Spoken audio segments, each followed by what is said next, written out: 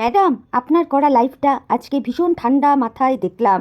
আপনার 2 ঘন্টা করা লাইভটা, যেদিন কিনা সীমাদিও লাইভ করছিল, অর্থাৎ পরশুদিন। গতকাল আমি ভিডিও দেইনি, তো আজকে আমি ভিডিও করছি। তো আপনার লাইভ নিয়েই কিছু কথা বলবো। তো ভিডিওতে ঢোকার আগে ইন্ট্রোটা দিয়ে নিই। Hello friends, welcome back to my channel. আশা করি তোমরা প্রত্যেকে ভালো আছো। আমিও ভীষণ ভালো আছি। আমি মৌ চলে এলাম নতুন একটা ভিডিওর সাথে। ম্যাডাম, রেসপেক্টের সাথেই আপনাকে বলছি, আপনার লাইভ থেকে শুনলাম আপনি রুনাদিকে ধান্দাবাজ বললেন। তো দেখুন, ইউটিউব প্ল্যাটফর্মটা তো একটা বিজনেস প্ল্যাটফর্ম, তাই না? এখানে তো মানুষ ধান্দা করতেই আসে। তো সেই জায়গায় রুনাদি যদি ধান্দাবাজি নিয়েই চলে, আমি তো বলবো সেটাই ঠিক করে। এখানে তো রিলেশন মেকিং করতে আসার জায়গা তো এটা নয়। আর আমারও এই কয়েক বছরের ইউটিউব জার্নিতে আমি দেখেছি, রিলেশন মেকিং করার পর সেই রিলেশন যখন ব্রেক হয় না, বড্ড কষ্ট হয়, বড্ড। তো কি দরকার বাপু? একদম ইউটিউবটাকে বিজনেস প্ল্যাটফর্ম হিসেবে নিয়ে যদি কেউ কাজ করে তো ঠিকই আছে। আর যে কোনো বিজনেস করাকে ধান্দা করাই বলে, তাই না? সেটা মানে রাগ করবেন না কিন্তু। হ্যাঁ, আপনিও এই যে লাইভ করছেন না, মানে ইউটিউবে এই যে আপনিও এই যে চ্যানেল করছেন, আপনিও কিন্তু ওয়ান টাইপ অফ ধান্দাই করছেন। রাগ করবেন না কিন্তু, অর্থাৎ বিজনেস। ঠিক আছে, তা সেই ক্ষেত্রে তো বলবো রুনাদি একদম সঠিক রাস্তায় যাচ্ছে। রুনাদিকে ছোট করার জন্য যদি আপনি এই কথাটা বলে থাকেন, আমার মনে হয় না তাতে খুব একটা লাভ আছে বলে। অ্যাকচুয়ালি কী বলুন তো, আমরা বা আপনারা, আমরা হয়তো প্রফেশনালিজম মেনটেন করতে পারি না, রিলেশন মেকিং করে ফেলি, তাই এত বেশি লাঠি ঝাঁটা ধাক্কা গুঁতো খাই, খেউয়া খেউই করি। যেমন এখন আপনি সীমাদির সাথে করছেন, বা আপনি আপনার টিম মিলে সীমাদির সাথে যেটা করছেন, বুঝতে পেরেছেন তো? যে দেশদ্রোহী আসবো, এগুলো নিয়েও আসবো, যেগুলো করছেন। তো এইগুলো হয়ে পড়ে। কিন্তু ধান্দা নিয়ে চললে না ইউটিউবে, আমার মনে হয় কি এইগুলো ব্যাপারটা আর আসে না। রিলেশন মেকিং না করে ধান্দা নিয়ে ইউটিউবে চলাটাই বুদ্ধিমানের কাজ বলে আমিও মনে করি। দেখুন ম্যাডাম, আমরা ফুকলিকে নিয়ে যাই ভিডিও করি না কেন, আমি আমার কথাই বলি, আমি প্রথম দিকে ফুকলিকে নিয়ে পজিটিভ ভিডিও করতাম। তারপরে তো ওর কেলোর কীর্তি জানার পরে ওর পাশ থেকে সরে গেছি। না আমি ওর দিকে রয়েছি, না মিত্রবাবুর দিকে। আমি যখন যার যেটা সঠিক বেঠিক দেখি, সেটা নিয়ে আমার নিজস্ব মতামত তুলে ধরি। কিন্তু এই ফকলুচন্দরকে শুরু থেকে স্টিল নাও পর্যন্ত কিন্তু সাপোর্ট করিনি, কোনো দিনই করিনি। কারণ এই ছেলেটি সাপোর্ট পাবার মতন ছেলেই নয়। কিন্তু ম্যাডাম, মনে করে দেখুন, আপনি কিন্তু একে বিরাট সাপোর্ট দিয়েছিলেন। মনে করে দেখুন, আপনি আপনার লাইভেই বলেছিলেন যে দরকারে আপনি ফকলুর পাশে থাকবেন, তাই না ম্যাডাম? একটু মনে করে দেখবেন। আর আমরা ফকলুকে সাপোর্ট করিনি কেন জানেন? কারণ যে ছেলে অন্যের বাড়ির বউ ফুসলে নিয়ে আসতে পারে, সে আর যাই হোক, সে ভালো মনের মানুষ নয়। ফকলুচন্দর এই যে হোয়াটসঅ্যাপ স্ট্যাটাস দিল, কেন, কিসের কারণে? ও চাইছিল ওর সাথে যারা কানেক্টেড রয়েছে তাদের দ্বারা ওই জিনিসটা, মানে ওর ওই লেখাটা, ওই স্ট্যাটাসটা যাতে ফুকলি অবধি পৌঁছায়। এতে করে কি হবে, ফুকলিকে ফকলুচন্দর একটু কালো চিঠি করতে পারবে। এই কালো চিঠি করা স্বভাব হচ্ছে এই ফকলুচন্দরের। তো সেই জন্য ফকলুচন্দরকে কিন্তু কোনোদিন সাপোর্ট করিনি, আর করবও না। যে ছেলে কিনা পরের বাড়ির বউ ভাগিয়ে নিয়ে আসে সোনার ডিম পাড়া হাঁস ভেবে, নিজের কর্মস্থল ত্যাগ করে অন্যের পয়সায় খাবে বলে সেই রকম সোনার ডিম পাড়া হাঁসকে পাকড়াও করে, তার টাকায় চলবে, আবার তারই ওপর ছড়ি ঘোরাবে, তার প্রতি আর যাই থাক সিম্প্যাথি তো মানুষের আসবে না। আমার অন্তত আসে না, আর আশা করি আমার মতন আরও বহু মানুষেরই আসবে না। তো যাই হোক, এটা তো গেল ফকলুর কথা। এবার বলবো দেশদ্রোহী নিয়ে কিছু কথা। দেশদ্রোহী শব্দটা কিন্তু বিরাট বড় একটা কথা। দেশদ্রোহী কথার মানে কি? দেশের সঙ্গে যে বিদ্রোহ করে তাকেই বলে কিন্তু দেশদ্রোহী। আজকে আমাদের কাছে ঠোস কোনো প্রমাণ আসেনি যার জন্য আমরা সীমাদিকে দেশদ্রোহী বলতে পারি। তো এখনো পর্যন্ত সীমাদির এগেনস্টে ঠোস কোনো প্রমাণ আমরা পাইনি যে সীমাদি আমাদের দেশের সঙ্গে গদ্দারি করেছে, বা কোনো বিদ্রোহ করেছে, বা বিরোধিতা করেছে। তাহলে কি করে সীমাদিকে আমরা দেশদ্রোহী বলতে পারি, তাই না? আজকে আপনাদের মনে হচ্ছে সীমাদি দেশদ্রোহী কেন? না, সে বাংলাদেশকে সাপোর্ট করেছে। কেন কি আরস যে ভিডিওগুলো করছে, আপনাদের ধারণা সীমাদি কিছু পাঠিয়েছে, তারপরেই আরস ওই ভিডিওগুলো করেছে। এটার তো কোনো প্রমাণ নেই বলুন। আপনি নিজেই বলছেন একটা ফোন কলে যেখানে আপনি ছিলেন, ফকলুচন্দর ছিল এবং সীমাদি ছিল। আপনি হয়তো ফোন কলটা রেকর্ডও করে থাকতে পারেন, সঠিক বলতে পারবো না। আর সীমাদি করেছে কিনা কল রেকর্ডিং, সেটাও বলতে পারছি না। পরে আপনার বক্তব্য হলো যে সেই জিনিসটা আরস কি করে পেল। তার মানে সীমাদি আরসকে পাঠিয়েছে এবং তারপরেই আরস ভিডিও করেছে। যদি এটা প্রমাণিত হয় যে হ্যাঁ, সীমাদি আরসকে পাঠিয়েছে, তারপর আরস ভিডিও নামিয়েছে, তাহলে অবশ্যই আমরা সকলেই সীমাদির এগেনস্টেই মুখ খুলবো। নিশ্চয়ই বলবো, কেন বলবো না, যে কেন সেই রকম কাজটা করলো। তার এটা অন্যায়, কিন্তু তাকে দেশদ্রোহী কি বলা যায় ম্যাডাম? সীমাদিকে দেশদ্রোহী কিন্তু এই ক্ষেত্রে বলা যায় না। এথিক্যালি সীমাদি এইগুলো ঠিক কাজ করেনি, অন্যায় করেছে, এইগুলো বলা যেতে পারে। কিন্তু দেশদ্রোহীর তকমাটা সীমাদির ওপর মনে হয় লাগিয়ে দেওয়া যায় না। আমরা যেখানে সকলেই জানি ফকলুচন্দরের সঙ্গে আরসের কিন্তু ডিরেক্ট একটা যোগাযোগ রয়েছে, তাহলে ফকলুর যদি কিছু আরসকে জানাবার হয়, তাহলে ফকলুচন্দর তো ডাইরেক্টই আরসকে জানাবে, তাই না? মাঝখানে তো সীমাদিকে রাখার প্রয়োজনই বোধ করবে না সে। আর সীমাদিই বা ঢুকবে কেন? সীমাদিও তো এটা খুব ভালো করেই জানে যে ফখরুচন্দ্রের সাথে আরসের ডিরেক্ট যোগাযোগ রয়েছে, তাই নয় কি? তাহলে যে কোনো বিষয়বস্তু আরসকে পাঠানোর জন্য ফোকলা নিজেই তো কাফি, এর জন্য সীমাদিকে প্রয়োজন হবে না তো, তাই নয় কি? যেহেতু আমরা কল রেকর্ডিংটা পেয়েছি, আমরা কেন শুধু শুধু আগে থেকেই ভেবে নিচ্ছি যে সীমাদি আরসকে পাঠাবে? ফখরুচন্দ্র নিজেও তো কল রেকর্ডিংটা আরসকে পাঠাতে পারে নয় কি? বন্ধুরা, আমার তো মনে হচ্ছে এই বিষয়টাতে না একটু কিছু ঘোটালা কেস আছে, বুঝতে পেরেছো তো? যেখানে আমরা অলরেডি জানতে পেরে গেছি যে ওই কলটাতে সেই দিন ম্যাডাম সীমাদি আর ওই ফখরুচন্দ্র ছিল, এবং এটাও জানি যে ফখরুচন্দ্রের সঙ্গে আরসের ডিরেক্ট একটা যোগাযোগ রয়েছে। তাহলে আরসকে কোনো কিছু পাঠাতে গেলে ফখরুচন্দ্র তো ডিরেক্ট পাঠাতে পারবে, তাই না? তার জন্য আশা করি সীমাদির প্রয়োজন হবে না। ওই জন্যই কথাটা বললাম, বিষয়টাতে একটু গড়বড় কেস অবশ্যই রয়েছে। তো যাই হোক, যেটা বলছিলাম, আমি অন্তত এখন অবধি দেখতে পাইনি যে সীমাদি আমাদের দেশের সঙ্গে কোনো গাদ্দারি করেছে বা কোনো দেশদ্রোহীর মতন কোনো কাজ করেছে, সুতরাং আমি কি করে তাকে দেশদ্রোহী বলবো, তাই না? সেরকম তো কোনো কিছুটা দেখতে পাইনি, কি করে বলবো? এই রকম যদি প্রমাণ সীমাদির এগেনস্টে আমি দেখতে পাই বা আমরা দেখতে পাই যে দেশের বিরুদ্ধে সে বাংলাদেশে নানান রকম কার্যকলাপ করে বেড়াচ্ছে, বিভিন্ন তথ্য ফাঁস করছে, অবশ্যই বলবো সীমাদিকে, ছেড়ে কথা বলবার কোনো প্রশ্নই উঠবে না তখন। কিন্তু এইটা যদি বলে থাকেন আপনি ম্যাডাম যে ফোকলার কল রেকর্ডিং দিয়েছে বলে সীমাদিকে দেশদ্রোহী বলতে হবে, এটা হাস্যকর। একটা কল রেকর্ডিং সামান্য একটা জিনিস, আর যেখানে আমরা সকলেই জানি ফোকলার সঙ্গে ডিরেক্ট কিন্তু আরসের যোগাযোগ রয়েইছে।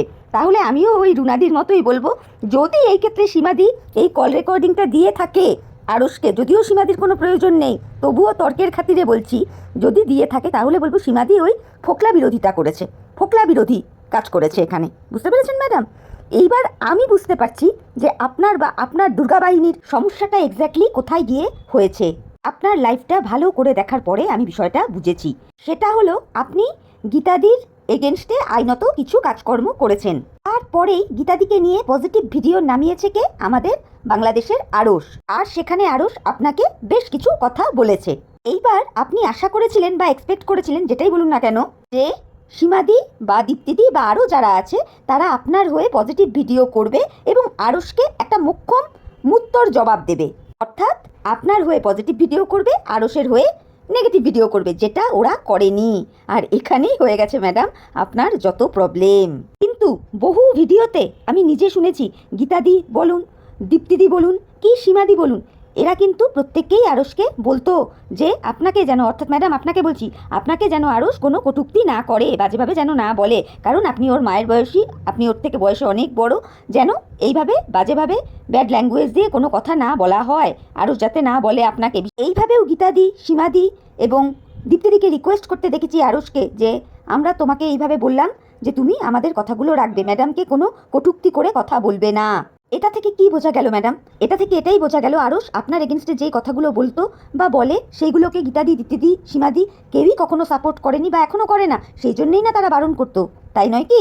কিন্তু এনাদের এই বিষয়গুলোতে ম্যাডাম আপনি ঠিক স্যাটিসফাইড হতে পারেননি। আপনি এটাই চেয়েছিলেন যে গীতাদিই হোক, দীপ্তিদিই হোক বা সীমাদিই হোক, বেশ করে একেবারে কোমরে কাছা বেঁধে রামপ্যাট খিস্তি দিয়ে আরসকে তুলোধনা করবে, তাহলে আপনার ভালো লাগতো, আপনার মানসিক শান্তি হতো, তাই না ম্যাডাম? যাই হোক, এইবার চলে এলো কে? রিঙ্কুদি। রিঙ্কুদির সঙ্গে যে সীমাদির খুব একটা বনিবনা হয় না, সেটা কিন্তু অনেক দিন ধরেই। কেন, কি বিষয়, কি বৃত্তান্ত, ততটা আমি জানি না। লাইভে তবে কিছু কিছু জিনিস দেখেছি, রুনাদি যেমন দেখেছে আমিও দেখেছি, সেই জন্যই বলতে বসেছি। এখন কি প্রবলেম না প্রবলেম অত কিছু বলতে পারছি না, তবে এইটুকু বুঝতাম যে রিঙ্কুদির সাথে সীমাদির একটা প্রবলেম রয়েছে। ওই লাইভে যতটুকু দেখতাম তার উপর ভিত্তি করেই কথাটা আর কি বললাম। সীমাদি বেশ কিছু কথা রিঙ্কুদি সম্পর্কে তার লাইভে বলেছে, আবার রিঙ্কুদিও সীমাদির এগেনস্টে অনেক কথাই বলেছে, শুনেছি, দুজনেরটাই শুনেছি, কিন্তু কি কারণ, কি ব্যাপার বৃত্তান্ত বলতে পারছি না। এরপর দেখতে পেলাম সোমা ওয়ার্ল্ডের সোমা একটা কমিউনিটি পোস্ট দিয়েছে। কার কমিউনিটি পোস্ট? সেটা হচ্ছে রিঙ্কুদির কমিউনিটি পোস্ট। তারপরে বুঝলাম রিঙ্কুদি এবং সীমাদির যে সুপ্ত ক্ল্যাশটা ছিল, যেটা মানে ভেতর ভেতর ছিল, সেটা একদম প্রকাশ্যে চলে এসছে। যেই কমিউনিটি পোস্টটাতে দেখলাম, মানে রিঙ্কুদির করা কমিউনিটি পোস্টটাতে দেখলাম, যেখানে রিঙ্কুদি পরিষ্কার বলেছে যে যাকে পতিতা বলে গোটা ইউটিউব এতদিন আখ্যায়িত করেছিল, অর্থাৎ সীমাদিকে, এটা আর ঢাকচুপের কোনো ব্যাপার নেই, তাকে যাতে এই পতিতা কথাটা না বলা হয়, তার জন্য ম্যাডাম যথেষ্টভাবে লড়াই করেছেন। সেই মানুষটা আজকে কিভাবে অন্যকে পতিতা বলতে পারে, এটাই ছিল কমিউনিটির জিস্ট। তখন আমি বুঝলাম যে তাহলে হয়তো সীমাদি রিঙ্কুদিকে পতিতা বলে হয়তো কোনো কথা বলেছে। বিষয়টা কিন্তু তখনও আমি দেখিনি বা জানি না। কিন্তু যদি এই কথাটা রিঙ্কুদিকে সীমাদি কোনো লাইভে বা সীমাদির করা কোনো ভিডিওতে বলে থাকে, তাহলে কিন্তু এর আমি ঘোরতর বিরোধিতা জানাচ্ছি। সীমাদিরও রিঙ্কুদিকে এই কথাটা বলাটা উচিত হয়নি। কারণ কোনো মহিলা বা কোনো পুরুষ অন্য কোনো মহিলাকে এই ধরনের কথা বলতে পারে না উইদাউট প্রমাণ ছাড়া, কাউকে পতিতা, যতক্ষণ না তার কাছে সেই রকম কোনো প্রুফ থাকে। নিশ্চয়ই এরকম কোনো কথা সীমাদি রিঙ্কুদিকে বলেছে, না হলে রিঙ্কুদি কেন বলবে, তাই নয় কি? এটা যদি সীমাদি করে থাকে তাহলে কিন্তু ভীষণ অন্যায় কাজ করেছে আমি বলবো। যদিও আমার কাছে সেরকম কোনো প্রুফ বা আমি নিজের কানে শুনিও নি, দেখিও নি সীমাদির কোনো লাইভ বা ভিডিওতে ডিরেক্টলি রিঙ্কুদিকে পতিতা বলতে, কিন্তু যদি এই কথাটা সীমাদি বলে থাকে তাহলে বলবো অন্যায় করেছে। এইবার সীমাদিকে বলি, যখন তুমি জানো যে গোটা ইউটিউব তোমাকে এই পতিতা পতিতা পতিতা করে একেবারে যাচ্ছে তাই করে ফেলেছিল, এখন আর না হয় তোমার কিছু যায় আসে না, কিন্তু একটা টাইম তো গায়ে লাগতো, বলো তো, গায়ে তো লাগতো কথাগুলো। আচ্ছা চলো তর্কের খাতিরে ধরে নিলাম গায়ে তোমার লাগতো না, কিন্তু খারাপ তো লাগতো তোমার শুনতে কথাগুলো। এখন আর হয়তো তোমার কিছু মনে হয় না, কিন্তু একটা সময় তো মনে হতো, সেটাই আর কি বলছিলাম। এটা শুধু তুমি বলে নয়, যে কোনো মহিলাকেই এই কথাটা বলা উইদাউট প্রুফে ঘোরতর অন্যায়, ঘোরতর অন্যায়। আগে যখন তোমাকে কেউ পতিতা বলতো, সীমাদি তোমাকে বলছি, তখন তোমারও তো মনে হতো না কেন আমাকে বলছে, তাহলে সেই কথাটা এখন যদি তুমি অন্য কাউকে বলো, এটা কি ঠিক? এটা তো ঠিক নয়, তাই না? এই কথাটা তুমি নিজে এতদিন ধরে শুনে এসেছো, সেই কথাটাই যদি তুমি আবার রিঙ্কুদির উদ্দেশ্যে বলো তাহলে কি করে হয়? যদিও আমি আগেও বললাম, এখনও আবারও বলছি, আমি কিন্তু নিজের কানে শুনিনি সীমাদিকে রিঙ্কুদিকে পার্টিকুলার এই ওয়ার্ডটা বলতে, যে পতিতা। যদি বলে থাকো সীমাদি তাহলে তুমি ঘোরতর অপরাধ করেছো, এটা আমি কিন্তু বলবো। এইবার আবার ওইদিকে শুনতে পেলাম রিঙ্কুদি লাইভে উঠে বলছে যে আমি আমার হাজবেন্ডের সাথে থাকি না, আমি আমার কুকুর বেড়াল নিয়ে থাকি, মানে পোষ্য নিয়ে থাকে, এই নেই ওই নেই ইটিসি নানান রকম কথা আর কি বলছে রিঙ্কুদি। এবং রিঙ্কুদি আরও একটা কথা বললো শুনলাম, যে কে কার সাথে থাকবে না থাকবে সেটা তার একান্তই ব্যক্তিগত ব্যাপার। একদমই তাই, SMS সীমাদিও কার সাথে থাকবে, কোথায় যাবে, কি করবে না করবে সেটাও তার ব্যক্তিগত ব্যাপার। ইভেন এই বিষয়টা কিন্তু প্রত্যেকের ক্ষেত্রেই প্রযোজ্য। কে কার ব্যক্তিগত লাইফে কোথায় যাচ্ছে, কার সাথে থাকছে না থাকছে একান্তই তাদের ব্যক্তিগত ব্যাপার। সীমাদি কার সাথে থাকছে, খাচ্ছে, উঠছে, বসছে তার ব্যক্তিগত ব্যাপার, ওইদিকে রিঙ্কুদি কার সাথে থাকছে, উঠছে, খাচ্ছে, বসছে তার ব্যক্তিগত ব্যাপার। এই সমস্ত নিয়ে কিন্তু আমাদের কোনো রকমের কোনো ইন্টারেস্ট নেই। তাহলে এই প্রসঙ্গে কিন্তু এই কথাটাও চলে আসে যে ফুকলি সুন্দরী ফকলু বাদে আর কার সাথে কি করছে না করছে সেটাও তার ব্যক্তিগত ব্যাপার। কেন কি ফুকলি সুন্দরী ফকলুকে বাদ দিয়ে 5 জন নাকি 10 জনের সাথে চ্যাট করে বেড়াচ্ছে, সেগুলো কি আমরা দেখতে পেয়েছি না কোনো প্রুফ পেয়েছি? পাইনি তো, শুধু শুনেছি। কিন্তু ফোকলার বিষয়টা আমরা দেখেছি, প্রুফ পেয়েছি, প্লাস ফোকলা অনেক জিনিস, অনেক তথ্য, অনেক কল রেকর্ডিং আমাদের সামনে তুলে ধরেছে, তাই নয় কি? তাহলে সেই জায়গাটায় দেখতে গেলে তো বলতে হয় যে ফুকলি সুন্দরীও তার পার্সোনাল লাইফে কী করছে না করছে সেটা নিয়ে বলার রাইট কারণেই, ফোকলার পার্টটা বাদ দিয়ে বলছি। তবে একটা টাইম কিন্তু ম্যাডাম আপনিও ফোকলাকে সাপোর্ট করেছেন, সেটা কী কারণে করেছেন না করেছেন সেটা অন্য ব্যাপার, কিন্তু করেছেন। যাই হোক, আপনি বলছিলেন বকম দাদাও চাইছে যে এই কন্ট্রোভার্সিটা বন্ধ হোক। আচ্ছা, এই কন্ট্রোভার্সিটা কি কন্ট্রোভার্সি ক্রিয়েটাররা শুরু করেছিল ম্যাডাম? শুরু তো হয়েছিল মিত্র পরিবার থেকে। মিত্র পরিবার তাদের পারিবারিক কেচ্ছাটা সোশ্যাল প্ল্যাটফর্মে প্রথম এনেছিল, এরপরে কন্ট্রোভার্সি ক্রিয়েটাররা এই বিষয়টাকে নিয়ে কন্টেন্ট করে। তাহলে এই কন্ট্রোভার্সিটা থামাতে গেলে প্রথমে থামতে হবে তো ব্লগারদেরকে, কিন্তু ব্লগাররা কি থামছে? যে কোনো কন্ট্রোভার্সির শুরুটা কিন্তু ব্লগাররাই করে, কিন্তু শেষটা আর তাদের হাতে থাকে না। সেই জন্যই এক একটা কন্ট্রোভার্সি দীর্ঘদিন ধরে চলতেই থাকে। এইবার কেস কামারি হেনা তেনা করে কতদূর কী হবে আমার জানা নেই, কিন্তু এই ক্ষেত্রে শুরু একটা মিত্র পরিবার থেকেই হয়েছিল। কন্ট্রোভার্সি ক্রিয়েটাররা কারো বাড়ি থেকে গিয়ে কিন্তু কোনো কন্টেন্ট নিয়ে এসে কন্টেন্ট করে না। আজকে মিত্র পরিবার থেকে কিছু কথা বাইরে বেরোলো, তারপরে ফুকলি সুন্দরীর তরফ থেকে কিছু কথা বাইরে বেরোলো, তারপরে ধীরে ধীরে ফোকলা এলো। এই সমস্ত মিলেমিশেই কিন্তু কন্ট্রোভার্সিটা এতদিন ধরে চলতে থাকলো। এই কন্ট্রোভার্সিটা তখনই বন্ধ হবে যখন এরা কন্টেন্ট দেওয়া বন্ধ করবে, নচেত হবে না। মিত্রবাবুকে তো ইদানিংকালে দেখতেই পাই, হয় লাইভে নয় ভিডিওতে এসে নানান রকমের কথা উনি বলেন, এমনকি কিউএনএ ভিডিও করবেন সেরকমও একটা ঠিক করেছেন। তো এই রকম করলে কি কখনো কন্ট্রোভার্সিটা বন্ধ হবে? আমার তো মনে হয় হবে না। পারলে আপনারাই পারেন এই কন্ট্রোভার্সিটা বন্ধ করতে। দুই তরফের লিগাল অ্যাডভাইজার আপনারা যারা রয়েছেন, আপনারা আপনাদের ক্লায়েন্টদেরকে বোঝান কন্ট্রোভার্সি করার মতন কন্টেন্ট যেন তারা না দেয়, তাহলে দেখবেন অটোমেটিক্যালি কন্ট্রোভার্সি বন্ধ হয়ে যাবে। তারা নর্মাল ব্লগ দিক না, তাতে তো কোনো সমস্যা নেই, তাই নয় কি? আর এই ফকলুচন্দরকে এত প্রায়োরিটি দেবেন না ম্যাডাম, আপনাকে বলছি, আপনার ক্লায়েন্টকে সাপোর্ট করতে গিয়ে আপনি এত ফুটেজ কেন দিয়েছিলেন ফকলুচন্দরকে? মনে পড়ে আপনার লাইভে ফকলুচন্দরকে একেবারে সাপোর্ট দেবেন বলেছিলেন আপনি? তাহলে এইগুলোর তো কোনো দরকার ছিল না। দয়া করে ফকলুচন্দরকে কোনো দিক দিয়ে সাপোর্ট করবেন না প্লিজ। যাই হোক, তবে ভিডিওটা আমি আর বড় করব না, ভিডিওটা এখানেই রাখবো। ভিডিওটা শেষ করার আগে আমি আর জাস্ট কয়েকটা কথা বলতে চাই।